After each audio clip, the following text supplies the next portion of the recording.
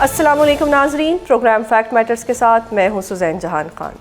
ایران جنگ کا 1 ماہ مکمل ہونے کے بعد نہ صرف اس کی شدت برقرار ہے بلکہ اب جنگ بندی کے حوالے سے ڈونلڈ ٹرمپ کی دھمکی آمیز بیانات بھی سامنے آ رہے ہیں۔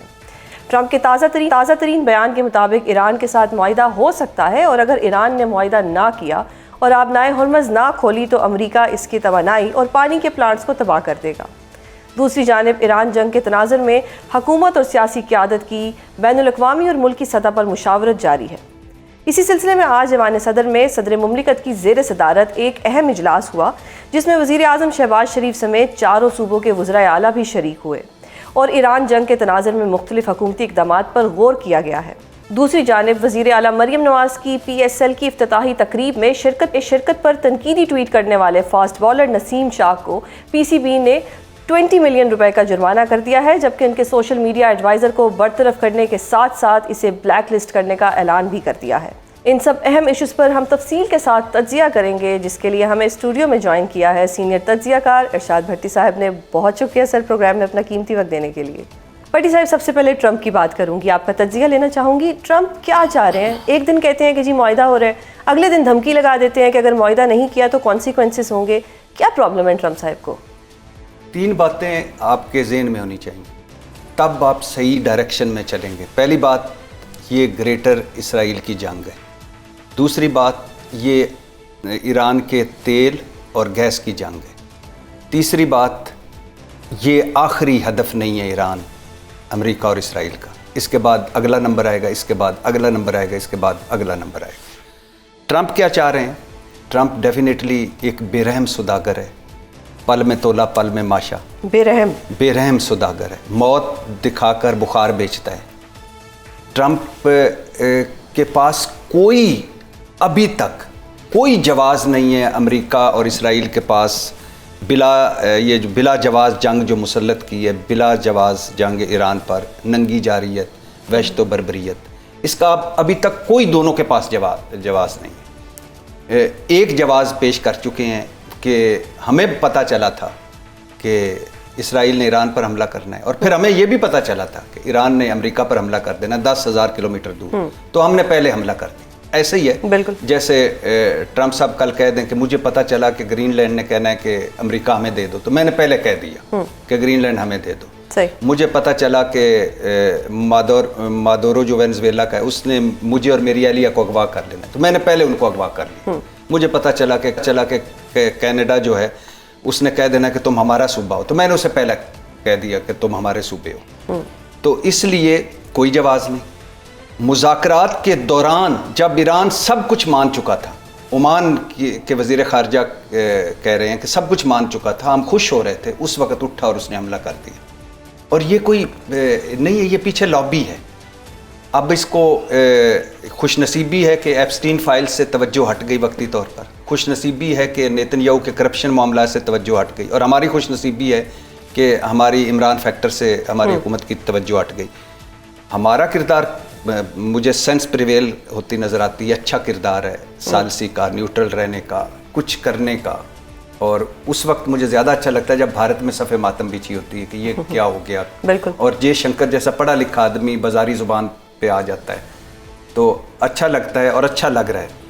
لیکن یہ اگر اس وقت اس جنگ کو نہ روکا گیا تو یہ تیسری جنگ عظیم ہوگی۔ اور آپ نے کہا کہ ٹرمپ چاہتا کیا ہے؟ ٹرمپ وہی چاہتا ہے جو اس کے پیچھے اس سے کروا رہے ہیں، گریٹر اسرائیل اور تیل اور گیس۔ صحیح۔ تو یہ جنگ کن کی شرائط پہ ختم ہوگی؟ یہ USA کی شرائط پہ ختم ہوگی یا ایران کی شرائط پہ ختم؟ کبھی بھی نہیں ہوگی USA کی شرائط پر، اور یہ شرائط تو 2025 میں بھی دی تھی۔ صحیح۔ اور یہ جو شرائط ہیں یہ تو از ایکول ٹو سرنڈر، اور اتنا اصل میں نا ایران کو یہ لائٹ لے گئے۔ صحیح۔ ایرانی قوم، آپ پوری دنیا میں جائیں اور کسی کا سر قلم کر دیں تو دھڑ تو خود بخود گر جاتا ہے۔ بالکل۔ ایران نے یہ کیا کہ اس نے سر نہیں رہنے دیا اپنا، اس نے سروں میں ڈیوائیڈ کر دیے، ڈھیر سارے سر، ڈھیر سارے ذہن، اور ایران زیادہ تھکاتا ہے، ایران زیادہ لڑنے کی بجائے کھڑا رہتا ہے۔ ایران کا محل وقوع، ایران قوم پرستی، ایران کا ڈھانچہ، ایران کی جو جغرافیہ، یہ امریکہ کو مجھے لگتا ہے میں ہو سکتا ہے کہ ہماری زندگیوں میں نہ ہو یا ہماری زندگیوں میں ہو جائے. مجھے لگتا ہے کہ جب ایک وقت تھا اسپین رول کر رہا تھا پوری دنیا پہ, ختم ہو گیا جب فرنٹ کھولے. ایک وقت تھا جب برطانیہ رول کر رہا تھا, اور نہر سوئز, لیک سوئز, اس پہ برطانیہ کا ڈاؤن فال شروع ہوا. تو مجھے لگتا ہے اب نئے ہرمز میں امریکہ غرق ہوگا, اور امریکہ کا زوال شروع ہو گیا ہے. صحیح. اور امریکہ لمبا ٹائم لگے گا. ٹرمپ کو بے رحم بھی کہہ دیا, امریکہ کے زوال کی بات بھی کر دی. ہم نے سنا تھا کہ ٹرمپ جو ہے وہ مومن ہے, کسی نے شاید ایسا کہا تھا. چلے اس بحث میں نہیں پڑتے. اب مجھے بتائیں کہ پاکستان کی جو سفارتی کوششیں ہیں, کیا پاکستان کے کہنے پر ایران صلح کر لے گا, مذاکرات کی ٹیبل پہ بیٹھ جائے گا؟ پاکستان کے کہنے پہ سفارتی کوششیں تو ہماری جاری ہیں. میں نے پہلے کہا ہے نا کہ ہم لیڈر لیس قوم ہیں پچھلے کئی سالوں سے, اور ہمارے لیڈر نہیں رہنے. لیڈر تو ایک ہی میں مانتا ہوں, قائد اعظم محمد علی جناح, جن کے ساتھ لفظ لیڈر لگاتے ہوئے شرمندگی نہیں ہوتی. قائد اعظم محمد علی جناح صاحب, تھوڑا سی دیر کے لیے روشنی رکی بھٹو صاحب پر, اور پھر عمران خان, باقی تو چھان بورا ہے. صحیح. تو لیکن سوال یہ میں بہت دفعہ کر رہا ہوں, میری بہت دفعہ بحث ہوتی ہے ٹی وی چینلز پہ کہ جی ایران بیٹھ جائے, ایران کر لے. تو میں نے کہا ایران بیٹھا ہی ہوا ہی تھا, ایران پہ تو جنگ مسلط کی گئی. اب میرا ان چاروں ملک جو ہیں, ترکیہ ہے, ایجپٹ ہے, پاکستان ہے, سعودی عربی ہے, اور باقی ساری مسلم امہ بھی شامل کر لیں, نیت پہ میں شک نہیں کرتا. مجھے بتا دیں, ایک سوال کا جواب دے دیں, صرف ایک سوال, کہ کیا یہ اس قابل ہیں, ان کی حیثیت ہے کہ اگر کوئی معاہدہ ہو جاتا ہے تو, اور نیتن یا وہ ٹرمپ اس معاہدے کے خلاف ورزی کرتے ہیں تو یہ روک سکتے ہیں. اگر کوئی معاہدہ ہو جاتا ہے اور نیتن یا وہ ٹرمپ دوبارہ حملہ ور ہو جائیں ایران پر, تو یہ روک سکیں گے؟ نہیں روک پائیں گے. صحیح. چلیں, یہ تو ہم نے بات کر لی ایران کی اور USA کی. آپ نے عمران خان کا ذکر کیا. عمران خان کی رہائی کے لیے PTI بڑی پرجوش تھی. انہوں نے کہا کہ جی رہائی فورس بنے گی, پھر کہا کہ جی رہائی تحریک چلے گی. اب وہ بھی آئیڈیا جو ہے وہ فلاپ ہوتا ہوا نظر آ رہا ہے. تو کیا PTI والے عمران خان صاحب کو رہا کرا لیں گے؟ دیکھیے, اس وقت میں نے جیسا کہا ہے نا کہ ایپسٹین فائل سے ٹرمپ کی جان چھوٹ گئی, لیکن یہ جان وقتی طور پر چھوٹی ہے. یہ عارضی ریلیف ہے. 80 لاکھ ٹرمپ کے خلاف نکلے کہ ہمیں بادشاہ نہیں چاہیے, ڈیموکریٹک بندہ چاہیے. بالکل. اور ایپسٹین فائلز میں اس وقت جنگ چھڑی ہے 2 دن بعد, جب ٹرمپ کا نام آیا کہ مبینہ طور پر اس نے جنسی زیادتی کی ایک لڑکی کے ساتھ. تو یہ اور نیتن یاہو کا آپ نے وہ لیک ویڈیو دیکھی ہوگی جس میں وہ انکوائری کرنے والے کو دھمکا رہے ہوتے ہیں. ان کی بیوی اور وہ دونوں, ان کا سیاست کا دی اینڈ ہونے لگا ہے. اور میں ایک بات مسلسل کہہ رہا ہوں کہ ہو سکتا ہے کہ ایران میں رجیم چینج نہ ہو, لیکن یہ طے ہے کہ اگر ایران ڈٹا رہا, کھڑا رہا, تو امریکہ اور اسرائیل میں رجیم چینج ہوگا. صحیح. تو جہاں تک عمران خان کی بات ہے, وقتی طور پر حکومت بڑے اچھے پچ پہ ہے کہ اس کی توجہ ہٹ گئی ہے. رہائی فورس والا جو آئیڈیا تھا وہ ایک غلط موقع پہ غلط فیصلہ تھا. لیکن PTI کا کوئی فیصلہ صحیح بھی ہوا ہے آج تک؟ انفارچونیٹلی نہیں. لیکن PTI کی خوش نصیبی میں نے کہا ہے نا کہ اوپر عمران خان ہے, نیچے لوگ ہیں, باقی درمیان میں جو TRMC ان کا ہونا نہ ہونا ایک برابر. ہاں, یہ حکومت آج بھی اس وقت فیئر الیکشن کروا لے, PTI 2 تہائی اکثریت سے آ جائے گی. حالانکہ یہ بہت کہتے ہیں نا کہ ہمارے بڑے کام ہیں, کام کھیت مٹی ہیں, بے روزگاری بڑھ گئی, غربت بڑھ گئی, سرمایہ کاری. 100 ارب روپے انہوں نے نکالے ہیں ترقیاتی بجٹ میں سے. آپ دیکھیں اتنا بڑا دل کیا انہوں نے. کیا بتاؤں, مجھے بتائیں کہ 4 سال ہو گئے ہیں ان کو, اس پورے گروپ کو نگران حکومت شامل کر کے. تو مجھے بتائیں کوئی ایک شعبہ بتائیں, ایک شعبہ. آپ مجھ سے زیادہ قابل ہیں, مجھ سے زیادہ عقل مند ہے, مجھ سے زیادہ آپ زیادہ عقل مند ہیں. یہ تو It's an honor for me to have you. نہیں, میں ایسی بات سمجھتا ہوں کیونکہ آپ زیادہ محنت کرتی ہیں, زیادہ پڑھتی ہیں, زیادہ دیکھتی ہیں. مجھے بتائیں کوئی ایک شعبہ مجھے نام لیں کہ جس میں اس حکومت نے 4 سالوں میں امپرومنٹ کی. یہ تو بس اس پہ تو میں چپ ہی رہوں, تو آپ ہی جواب دے دیں تو بہتر ہے. سرمایہ کاری 44% ڈاؤن ہسٹری میں. دورے کتنے کیے؟ 40 سے 50 شہباز شریف صاحب نے سارے ملا کے. حاصل وصول سرمایہ کاری نیچے, تجارت نیچے, معیشت نیچے, ریئل اسٹیٹ نیچے, ایگریکلچر نیچے, اور انڈسٹری نیچے. غربت اوپر, بے روزگاری اوپر, مہنگائی اوپر, اور کرپشن اوپر, لوٹ مار اوپر, اور وزیروں کا سائز اوپر, ان کے خرچے اوپر, اور اوپر سے اتنے اوپر کے وہ مریم کا جہاز ساتھ ساتھ ان کے اڑ رہا ہے. جہاز کی بات نہ کریں بھٹی صاحب, آج کل جرمانے کر رہی ہیں مریم بی بی, اس طرف بھی میں آتی ہوں, لیکن اب بتائیں بشرا بی بی کی آئی سائٹ کا تو نہیں, ان کی آنکھ کا نہیں, مجھے یہ بتائیں کیوں جرمانے کر رہے ہیں. مجھے آج تک اس سوال کا جواب نہیں ملا کہ یہ جہاز خریدا کیوں ہے باقاعدہ طور پر. اچھا بھٹی صاحب, وہ یہ نہیں پتہ چلا کہ وہ جہاز ویانا گیا تھا کہ نہیں, ہو سکتا ہے اوور ہالنگ کے لیے گیا ہو.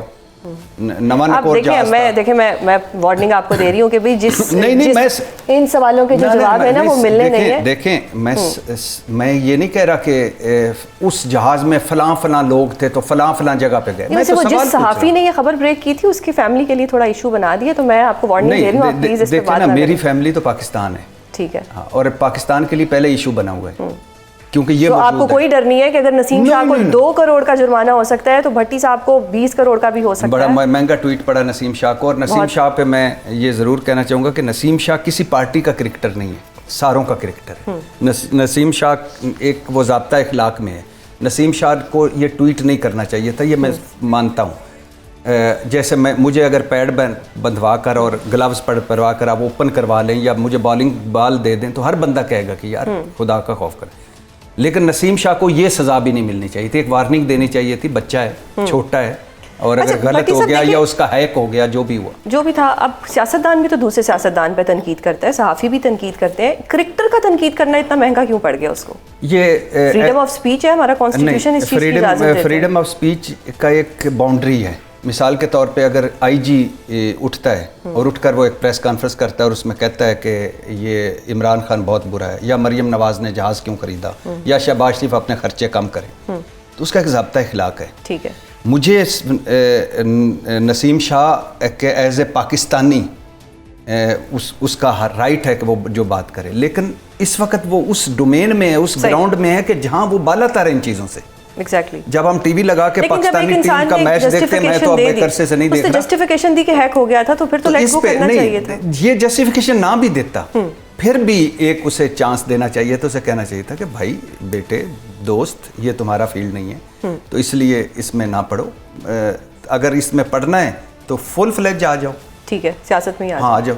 اچھا بشرا بی بی کا بتائیں نا کہ خان صاحب کا بھی آنکھ کا مسئلہ بنا, بشرا بی بی کا بھی آنکھ کا مسئلہ بنا. ڈیفینیٹلی جیل تو جیل ہوتی ہے, یہ تو جھوٹ بولتے ہیں. زرداری صاحب بھی تو 11 سال رہے جیل میں. زرداری صاحب کتنے سال ہسپتال میں رہے, یہ ذہن میں رکھیے گا. بے نظیر بھٹو نے کیا, وہ مجھے یاد آ رہا ہے ایک رات بے نظیر بھٹو صاحبہ بڑی پریشان ہو گئی کہ زرداری صاحب سے رابطہ نہیں ہو رہا. اب یہ ذہن میں رکھیے گا, جیسے عمران خان نے کہا تھا میں ان کے ایئر کنڈیشن اترواؤں گا, تو اس پہ فوکس کوئی نہیں کرتا کہ ان کے ایئر کنڈیشن لگے ہوئے تھے. تو اچھا زرداری صاحب بے نظیر بھٹو سے رابطہ نہیں ہو رہا, اس پہ فوکس کیجئے کہ رابطے اس جیل میں تھے, اسپتال میں ہوتے تھے, جدھر ہوتے تھے. اور زرداری صاحب اور عمران خان کے کیسوں میں بھی بڑا فرق ہے. لیکن خیر, Zardari first deal Dubai, first deal امریکہ. زرداری صاحب اور عمران خان کو خدا کے لیے ان سیاستدانوں سے کبھی کمپیئر نہ کیا کریں. صحیح, ایک کوشچن آتا ہے نا ذہن کے اندر. ہی از اے ڈفرنٹ مین, وہ اپنی وجہ سے اندر ہے. عمران خان سیاستدان ہوتا تو آج باہر ہوتا. صحیح, آج باہر ہوتا, سیاست کر رہا ہوتا. بھٹی صاحب پھر باہر کیسے اور آئے عمران ہیں؟ خان کی آنکھ کا ایک ذہن میں رکھیے گا, عمران خان کی آنکھ یہ وقتی ہے جو ادھر ادھر ہم ظاہر عالمی حالات ایسے ہیں. ابھی تک عمران خان کی کو ذاتی ڈاکٹروں سے نہیں ملایا گیا, فیملی سے نہیں ملایا گیا, جس اسپتال میں وہ چاہتے ہیں اس میں چیک اپ نہیں کروایا گیا. تو اس لیے عمران خان کا کوئی پتہ نہیں ہے کہ ان کی آنکھ کیسی ہے, اور سیم بشرا بی بی, ان کا کوئی پتہ نہیں کہ ان کی آنکھ کو کیا ہوا اور کیا نہیں ہوا. یہ تو سرکاری ڈاکٹروں کی رائے ہے نا, تو اس لیے. اچھا بھٹی صاحب عمران خان باہر کیسے آئیں گے یہ بتائیں نا آپ. 5 بجے بتا چکا ہوں, بس وہی وجہ ہے. ہاں 5 اپنی مرضی سے آئیں گے. پہلی وجہ کوئی بیرونی پریشر پڑے جو نظر نہیں آ رہا فی الحال. دوسری وجہ کہ اتنے لوگ نکلیں, لوگ بھی نہیں نکل رہے. تیسری وجہ کہ خود اندر کی کنڈی کھولیں جیسے یہ روایتی سیاستدان. چوتھی وجہ اسٹیبلشمنٹ کی زیرو ٹالرنس پالیسی یا اس 1 پیج کی زیرو ٹالرنس پالیسی چینج ہو جائے. اور 5ویں وجہ کہ کسی کو کوئی خوف خدا ہو جائے کہ اس ملک میں یہ آپ کی ساری جو کامیابیاں ہیں جو باہر کی ہیں یہ ختم ہو جائیں گی جب تک آپ کی معیشت بہتر نہیں ہوگی. صحیح. اور یہ ختم ہو جائیں گی جب تک آپ کا سیاسی عدم استحکام ختم نہیں ہوگا. یہ ختم ہو جائیں گی جب تک آپ طے نہیں کریں گے کہ آپ کون سا نظام چاہتے ہیں, مکمل جمہوری, ہائیبرڈ, صدارتی पार्लिमानी कोई एक, और ये ख़त्म ये हो जाएंगी जब तक आप सारे बड़े मिलकर ये तय नहीं करेंगे कि 10 साल इन चीज़ों पे सियासत नहीं करनी, आगे बढ़े। ये आपको टाइम फ्रेम लग रहा है कि 10 साल तक होगा? हाँ, 10 साल होना चाहिए कि सारों को मिल के। अच्छा भट्टी साहब, आपके तज्ज़िये से एक चीज़ जानना चाहूँगी कि ऐसा अक्सर होता है, मैं किसी का नाम नहीं ले रही, कि एक दिन पता लगता है कि जी मनी लॉन्ड्रिंग करते हुए फ़लाँ खातून जो है उनको FIA की इन्वेस्टिगेशन स्टार्ट होगी। क्या कभी पाकिस्तान में ऐसा वक्त आएगा कि मनी लॉन्ड्रिंग की ज़रूरत ही नहीं पड़ेगी, सारी इन्वेस्टमेंट पाकिस्तान में होगी? एंड आई बिलीव कि now is the good time for us. जंगें चली हुई हैं, दुबई में जिन लोगों के पैसे हैं वो पाकिस्तान लेके आएँ और एमनेस्टी दी जाए यहाँ पे, ताकि इन्वेस्टमेंट आए पाकिस्तान के अंदर। ये दुबई लीक्स तो फलानी लीक्स ये सब ख़त्म हो जाए, मनी लॉन्ड्रिंग ख़त्म हो जाए। पहली बात तो ये है कि दुबई लीक्स में जो 11 अरब डॉलर की हमारे लोगों की जायदादें निकली थी, वो कौन लोग थे? वो रूलिंग क्लास ही थी ना। मैं तो नहीं था, मेरा तो कोई नहीं, आपका भी नहीं होगा, तो वो रूलिंग क्लास ही थी। सही। और जिनके 5 बर्रे आज़मों में जायदादें, वो कौन लोग हैं? Ruling class. जिनका सरे महल था वो कौन है? Ruling class. जिनका हुदैबिया था वो कौन है? Ruling class. अल-अज़ीज़िया था, फ्लैगशिप था, एवनफील्ड था, वो कौन लोग हैं? Ruling class. TT वाले कौन थे? Ruling class. 35 अरब जाली अकाउंट मनी लॉन्ड्रिंग वाले कौन थे? Ruling class. सही। इमरान खान तो एक तोशाखाना में फंसा हुआ है, जो बाकी तोशाखाना मुल्क को समझ के खा गए, वो कौन थे? Ruling class. तो ये रूलिंग क्लास है जो बाहर पैसे लेके गई, और इस रूलिंग क्लास ने इस मुल्क को एक बनाया हुआ है चरागाह जानते हैं? बिल्कुल। जहाँ जानवर चरते हैं। जानवर तो हम हैं, लेकिन ये वहाँ आते हैं और आपको लेकर निकल जाते हैं। हम कीड़े मकोड़ों की तो फिर भी कीड़े मकोड़े नजर आ जाते हैं, हम तो वो भी नहीं है। तो कहने का मकसद ये है कि आज वक्त है। मैं कहता हूँ कि मुल्क तबाह हो जाते हैं, दोबारा खड़े हो जाते हैं सिंसियर लीडरशिप की वजह से। मुझे बताएं कि आज सदर ट्रंप की अब कोई ऐसा है कि उसका सरे महल कहीं और हो या उसके पैसे कहीं और हो? इन्वेस्टमेंट तो हो सकती है जो उसकी ज़ाती है।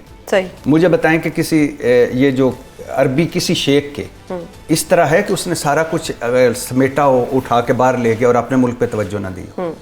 तो आज पाकिस्तान के लिए वक्त है कि ये जो हमें अल्लाह ने इज़्ज़त दी, अल्लाह ने गैबी मदद की, मार्का हक, ऑपरेशन बुनियाद अल मरसूस और ये सालसी या न्यूट्रल रहना, इसको मुआशी फ़ायदे में बदलें और सिंसियर हो जाएं इस मुल्क के साथ। अगर सिंसियर नहीं हो जाएंगे तो आप भी नुकसान में रहेंगे और हम भी नुकसान में और मुल्क भी नुकसान में रहेंगे। बहुत शुक्रिया भट्टी साहब, it's an honour to have you on the show. Iran जंग के तनाज़ुर में आज ऐवान सदर में एक अहम इजलास हुआ जिसमें चारों वज़राए आला ने शिरकत की।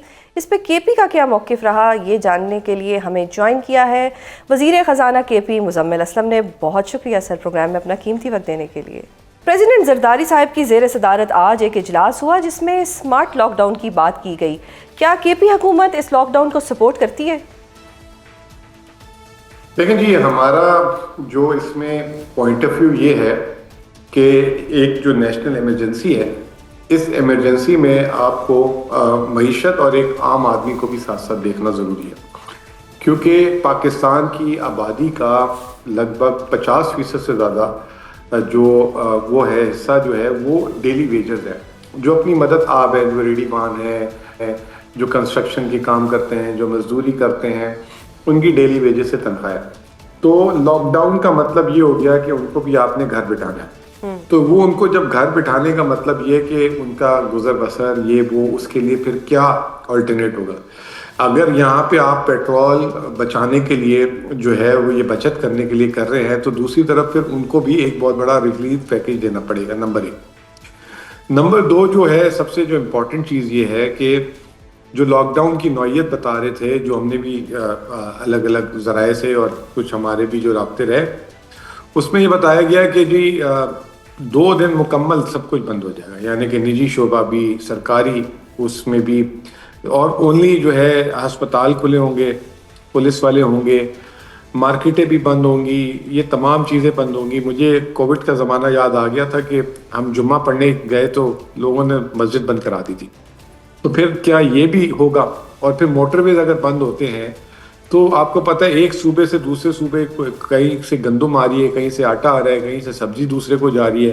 फिर एक सूबे के अंदर भी हाईवेज होते हैं, एक्सप्रेसवेज होते हैं, जिसमें जो है एक शहर से दूसरे शहर जो है चीज़ें जा रही होती है, शहर से जो है देहात में जा रही होती हैं। तो अगर आप 2 दिन मोटरवे बंद करते हैं तो उन तरसीलात की वजह से जो है एक बहुत बड़ा गैप आ सकता है और फिर ज़ख़ीरा अंदोज़ी हो सकती है, कीमतों में इजाफा हो सकता है। तो ये तमाम चीज़ें, तो इसको बड़ा जिसे कहते हैं कि सोच समझ के इस पर फैसला बनता है, تو یہ ہمارے جتنے تحفظات ہیں وہ ہم نے جو ہے بتائے ہیں, 2 دن پہلے بھی بتائے ہیں, اور آج بھی وزیر اعلیٰ صاحب گئے ہوں گے تو آئی ایم شیور کہ انہوں نے اس پہ بات کی ہوگی. اچھا سر، یہ بتائیے گا کہ کے پی حکومت نے NFC ایوارڈ کی سب کمیٹی اجلاس سے واک آؤٹ کیوں کیا؟ دیکھیں اس کا اجلاس کا بائیکاٹ جو ہے آج سے 3 دن پہلے ہوا تھا, اور یہی بات ہے, ملک کی بات ہو رہی ہے, اور کے پی حکومت جو ہے صرف جو یقین دہانی بھی کرائی گئی تھی کہ جو 7واں NFC ہے جو آبادی غربت اور اس کے حساب سے ہے, تو وہ جو ہے جس کی جو تقسیم ہے اس کو ہو جائے گی.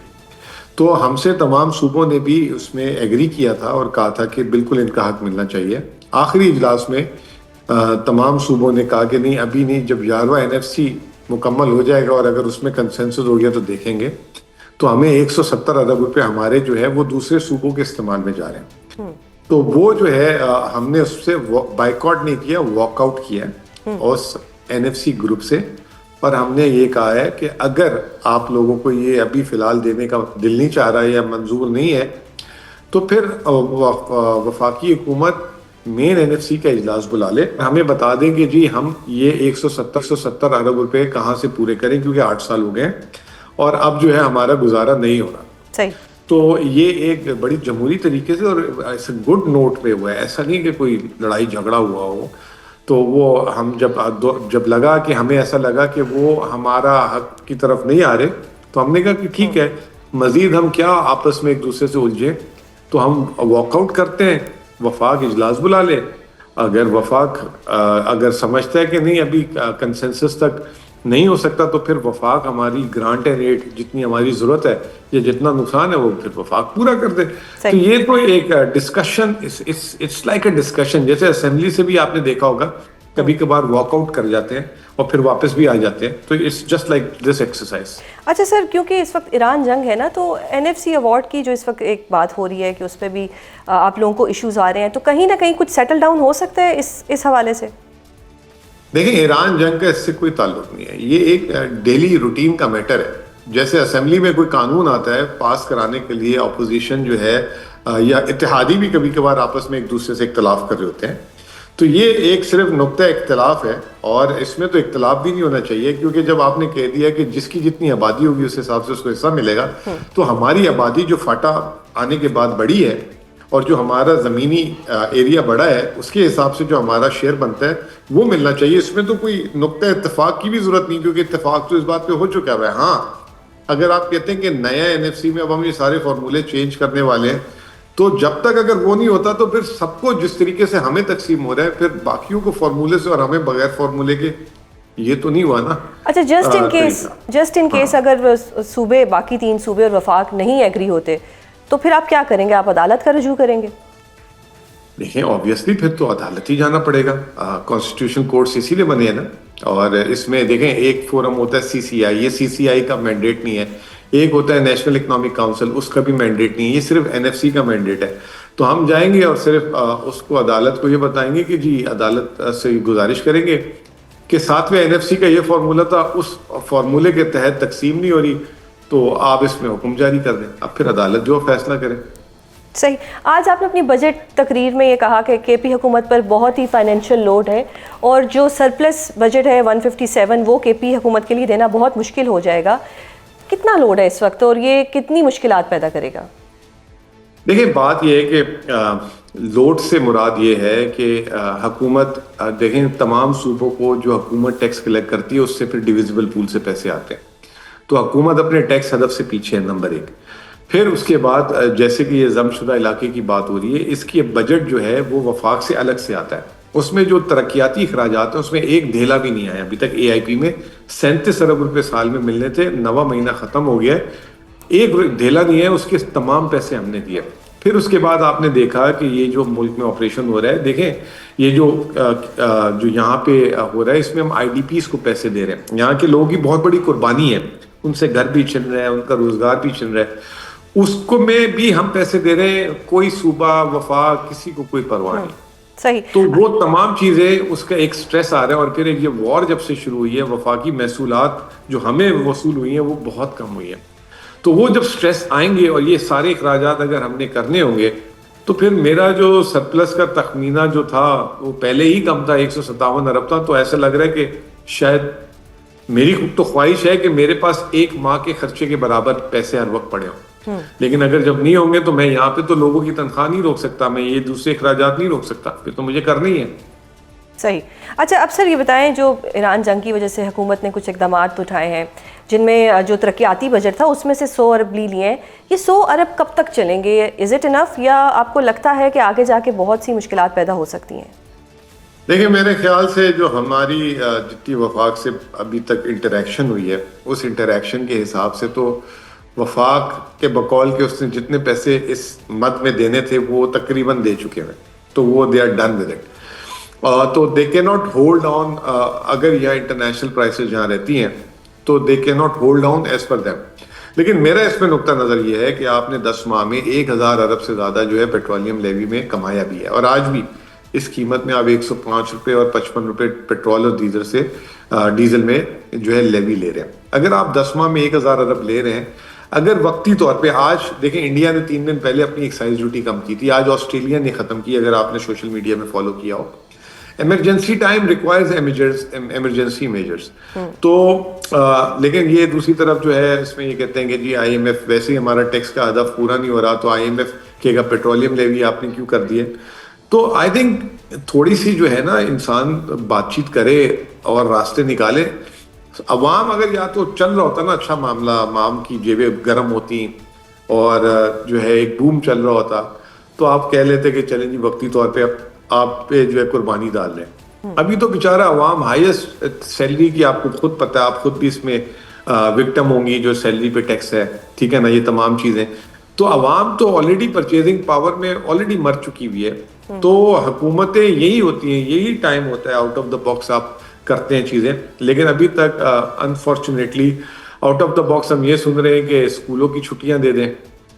کون سی پوری دنیا میں مجھے ایک ملک دکھا دیں جس نے اسکول بند کی ہیں اس معاملے میں, ٹھیک ہے نا. تو جو ہے کبھی کہتے ہیں کہ مارکیٹیں بند کر دیں, کبھی کیا کہتے ہیں. تو this is not out of the box. You have to مطلب گیو, یا تھوڑی سی آپ کو کاسٹ یا ہٹ لینی پڑے گی, کہیں اور اخراجات کم کر لیں. ایک بیچارے ڈیولپمنٹ جو اخراجات ہی ملا ہوا ان کو, وہ تاریخ کے سب سے لوویسٹ ترین ہے, اس کو پھر کاٹ دیا. تو میں سمجھتا ہوں لیکن شارٹ ٹرم تو یہ ٹھیک اقدام ہے نا, لانگ ٹرم اس کے افیکٹس ہوں گے. نہیں, شارٹ ٹرم اور لانگ ٹرم کیا, آلریڈی جو ہے اس ترقیاتی اخراجات میں کچھ بچا ہی نہیں ہے. 1000 ارب پہلے رکھا تھا, اب 900 کر دیا, تو 900 بھی ختم ہی کر دیں, یہ محکمہ ختم کریں, اور اس میں کیا اتنی ہمیں وہ پریشانی لینے کی ضرورت ہے. آپ دیکھیں آپ کا بجٹ ہے اس سال 18,500 ارب کا, ابھی تک آپ نے صرف 125 ارب کی بقول آپ کی. اگر اس میں لیوی کے 1 مہینے کے پیسے کاٹ لوں تو آپ نے 40 ارب سے زیادہ سبسڈی نہیں دی. تو 18,000 ارب اگر آپ کے پاس 18,500 پہ ہوں, اور آپ اس میں سے اگر 100, 200, 500 روپے بھی اس کو ایڈجسٹ نہیں کر سکتے, تو you are good for nothing. تو 8,000, 8,500 ارب تو وزیر خزانہ صاحب کہتے ہیں, بلکہ بجٹ میں تخمینہ ہے 8,200 ارب تو صرف سود کی ادائیگی میں اس سال انہوں نے دینے. اور پھر انہوں نے ہی بولا ہے کہ کیونکہ سود نیچے آ گیا تھا, تو شاید ہو سکتا ہے کہ 7,000 پہ ہمارا, تو وہاں سے 1,000 کی آپ کو بچت ہے. پھر اسٹیٹ بینک کا پروفٹ جو ہے 2,500 ارب سے اوپر آیا ہوا ہے. تو آپ اگر 100, 150, 200 ارب روپے کئی چھوٹے چھوٹے پاکٹس بنا لیں, 10, 15, 20 ارب کے, تو آپ بڑے اچھے کمفرٹیبلی طریقے سے کر سکتے ہیں. لیکن وہ میرا اپنا خیال ہے نا کہ مائنڈ نہیں ہے.